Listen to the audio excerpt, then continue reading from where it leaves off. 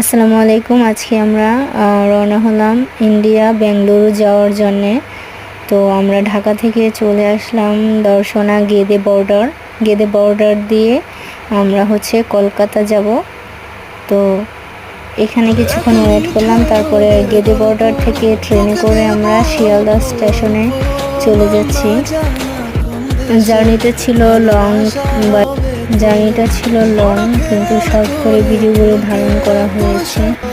এখন আমরা ট্রেনে করে শিয়ালদা স্টেশনে পৌঁছাবো কিছুক্ষণের মধ্যে। শিয়ালদা স্টেশন থেকে তারপর চলে যাব এয়ারপোর্টে। এয়ারপোর্ট থেকে আমাদের ফ্লাইট দেরি।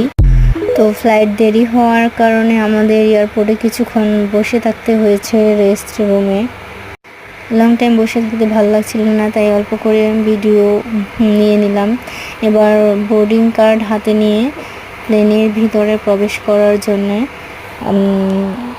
চলে আসলাম। এই নিয়ে আমার চতুর্থবারের মতো প্লেনে ওঠা। তো যতবারই উঠি না কেন প্লেনে উঠতে খুবই ভালো লাগে, আকাশে উঠতে।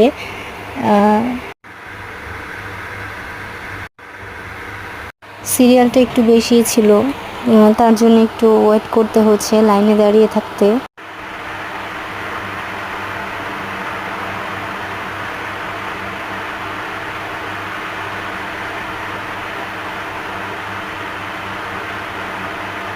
এবার প্লেনে ওঠার পালা।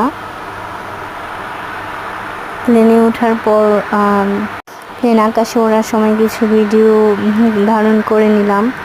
সব কিছু এত ক্ষুদ্র ক্ষুদ্র দেখা যাচ্ছে আর খুবই সুন্দর লাগছে। প্লেনে বসে থেকে মনে হচ্ছে পুরো শহরটাই দেখা যাচ্ছে। প্লেনে আমাদের বসেছিলাম প্রায় 3 ঘন্টা, 3.5 ঘন্টার মতো হতে পারে, আমার ঠিক সঠিক সময়টা মনে পড়তেছে না। তো প্লেন থেকে নামার পরে আমরা হোটেলের উদ্দেশ্যে রওনা হলাম। গাড়ি আগে থেকেই বুক করাই ছিল, কারণ এখানে গাড়ি আগে থেকে বুক করতে হয়, সাথে সাথে গাড়ি পাওয়া যায় না, এয়ারপোর্টে দাঁড়িয়ে থাকতে হয়। তো সেজন্য আমাদের সাথে ছিল অনেক ব্যাগ, এই জন্য আগে থেকেই গাড়ি বুক করে রেখেছিলাম।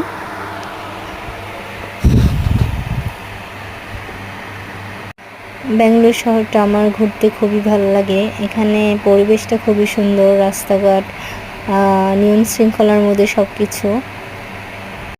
চাইলে আপনারাও ঘুরতে আসতে পারেন।